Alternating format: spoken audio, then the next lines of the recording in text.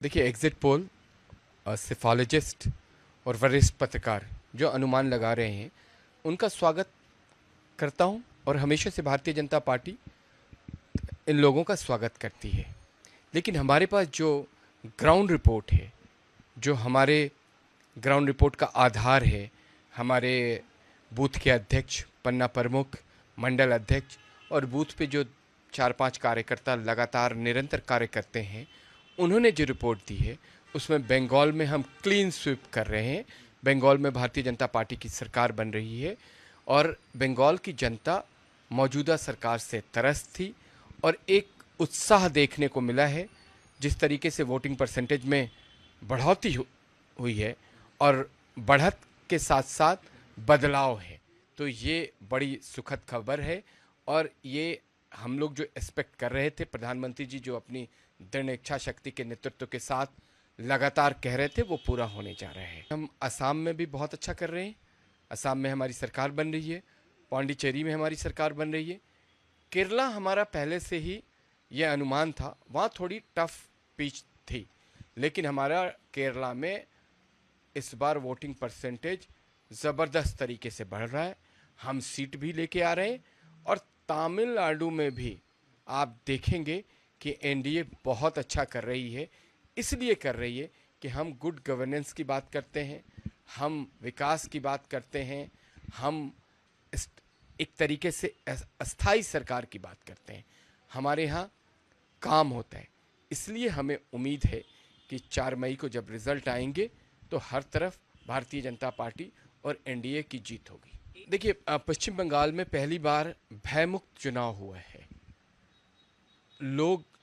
लोगों के अंदर जो डर था, वो डर इस बार निकला है। महिलाएं खुल के आके वोट कर रही थीं। महिलाओं को बदलाव चाहिए था, उन्हें भय से निकलना था, उन्हें भ्रष्टाचार से निकलना था, उन्हें लॉ एंड ऑर्डर की जो सिचुएशन थी, जिस तरीके से बंगाल रक्त रंजित राजनीति के लिए जाना जाता रहा है, उस कल्चर को उन्हें ख़त्म करना था। कट मनी कल्चर को ख़त्म करना था, ठेकेदारी प्रथा को ख़त्म करना था, चूज़ पिक एंड चूज़ करके थानों को बेचने वाले कल्चर को ख़त्म करना था। तो इसलिए वहाँ वोटिंग परसेंटेज बहुत ज़्यादा सामने आई है और ये वोटिंग परसेंटेज बदलाव के लिए आई है। और जब बदलाव के लिए कोई राज्य सोच लेता है तो इसी तरह की वोटिंग परसेंटेज सामने आती है। देखिए, एग्ज़िट पोल पे यकीन नहीं किया जा सकता। एग्ज़िट पोल बहुत बार गलत साबित होता है। तमिलनाडु के अंदर ज़्यादातर एग्ज़िट पोल्स डीएमके की सरकार बना रहे हैं, लेकिन एक एग्ज़िट पोल अन्ना डीएमके की भी बना रहा है। बंगाल के अंदर नेक टू नेक दिखाया जा रहा है, लेकिन सवाल ये नहीं है कि एग्ज़िट पोल सही होंगे कि गलत होंगे। सवाल ये भी नहीं है कि किसकी सरकार बनेगी।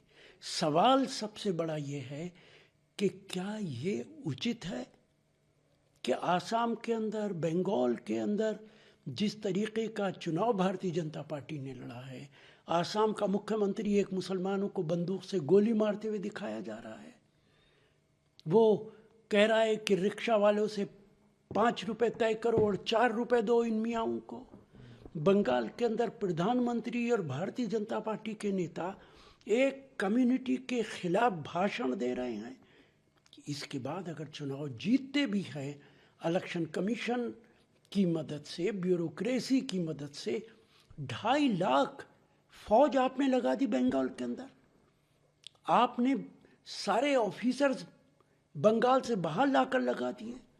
आपने जो फेक एनकाउंटर्स करने वाला आईपीएस है, उत्तर प्रदेश से बंगाल भेज दिया।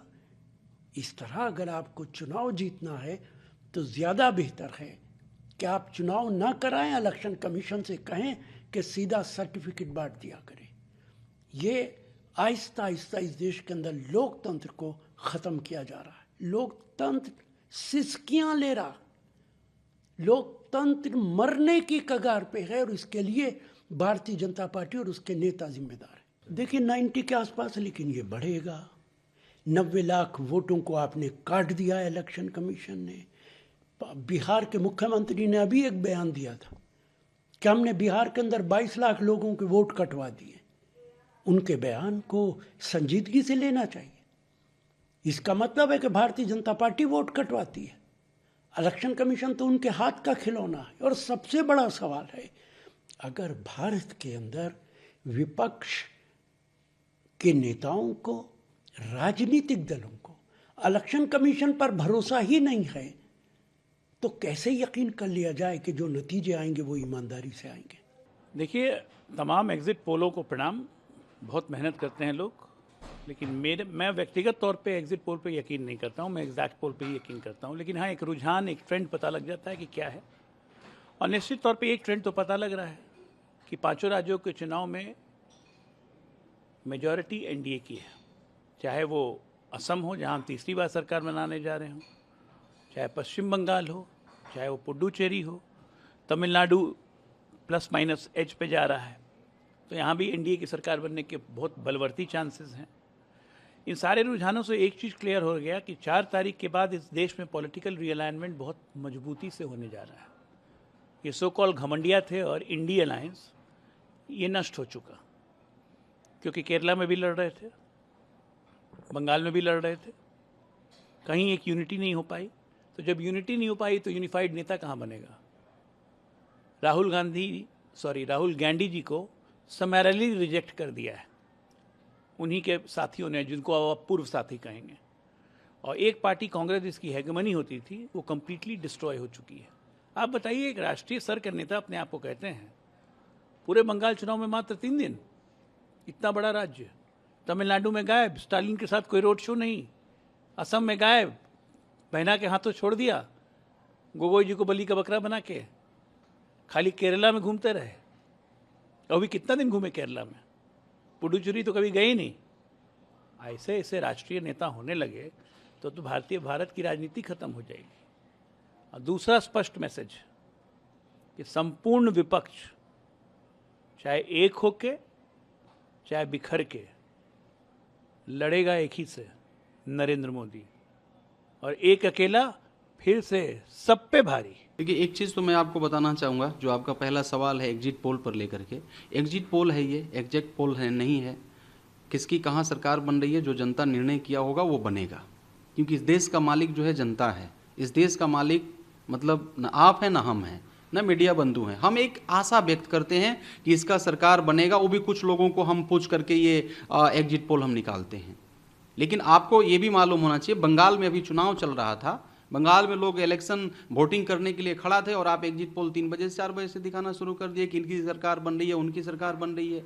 तो 2 से 3 घंटा में तो भी पलटी हो सकता है। देखिए, हमारा एक चीज़ मैं और कहना चाहूँगा कि 5 राज्य में, जो आज पश्चिम बंगाल में अंतिम चरण का चुनाव था, ये 5 राज्य का एक साथ में अध्यादेश आया था, वो आज संपन्न हुआ। तो 5 राज्य के लोगों को, जो लोकतंत्र के महापर्व में जिन लोगों ने भाग लिया, उसको मेरे तरफ से बहुत बहुत शुभकामना, बधाई। मैं आभार व्यक्त करता हूं कि आपने चढ़ बढ़ करके मतदान किया। केरल के जनता को मेरे तरफ से बहुत बहुत बधाई, शुभकामना। तमिलनाडु के जनता को भी मेरे तरफ से बहुत बहुत बधाई, शुभकामना। पुडुचेरी के जनता को बधाई, शुभकामना। पश्चिम बंगाल के लोगों को, असम के लोगों को बधाई, शुभकामना। एक चीज़ मैं आपका चैनल के माध्यम से मैं बताना चाहूँगा, जो मैं आज तक फिगर देखा, ये 5 राज्य का चुनाव में जो मैंने फिगर देखा, आज का घटना मैं बता रहा हूँ। कुछ प्रवक्ता लोग बड़े चैनल पर बैठ करके और वो दिखा रहे थे, एक तस्वीर मैंने देखा, बड़ा वो दिल तोड़ने वाला तस्वीर था, और मैंने नहीं देखा कि इस तस्वीर को कोई मीडिया चलाया। एक अनुरोध मैं करना चाहूँगा कि ऐसे जो सच्चाइयाँ होती हैं देश के सामने में लाना चाहिए मीडिया को। वो तस्वीर क्या था, प्रवक्ता ने दिखाया 80 और 81 साल का एक बूढ़े व्यक्ति को, बुजुर्ग व्यक्ति को, जो वोटिंग करने जा रहा था। पुलिस ने उसे मारा और उसके बाद में उसका डेथ हो गई। पश्चिम बंगाल की घटना में पता, ये दर्दनाक घटना है। ऐसा नहीं होना चाहिए। हमारे यहाँ अंग्रेजों का कब्जा नहीं है, राज नहीं है, हम गुलाम नहीं हैं। यहाँ का मालिक हम एक तरफ कहते हैं कि जनता है, और एक तरफ हम जनता को लाठी डंडा से मार करके और उसको खत्म कर दें और हमेशा के लिए उसको आवाज बंद कर दें। ये गलत है, ऐसा नहीं होना चाहिए। इलेक्शन कमीशन को इस पर एक्शन लेना चाहिए। एक चीज आपने और देखा, असम में क्या हुआ, वहां के वर्तमान मुख्यमंत्री क्या क्या बोल रहे हैं, कैसे कैसे एक जाति धर्म को लेकर के अटैक कर रहे हैं, और उस परिस्थिति में न्यायालय, इलेक्शन कमीशन चुप रहे, कोई एक्शन नहीं हो, तो यह भी एक चिंताजनक विषय है लोकतंत्र के लिए। हम लोग इसीलिए कहते हैं, हमारे नेता जननायक राहुल गांधी जी इसीलिए कहते हैं कि हमारा लोकतंत्र और संविधान जो है वो खतरा में है। इसको निकालने के लिए जितनी कोशिश करनी होगी हम लोग करेंगे, जितनी हम लोग को मेहनत करना होगा करेंगे, हम जनता के बीच जाएंगे। लेकिन रिजल्ट, चुनाव में तो हार जीत ही होता है। हम चुनाव में जनता के बीच रहेंगे, जनता का जो निर्णय होगा, हार हो या जीत हो, उसको हम स्वीकार करेंगे। लेकिन ऐसा जो अभी इस 5 राज्य का चुनाव में देखने को मिला, जिस प्रकार से बिहार में आपने देखा कि किस प्रकार से 10-10 हजार रुपया ड्यूरिंग द इलेक्शन दिया गया, तो मतलब ये सब चिंता का विषय, ऐसा नहीं होना चाहिए।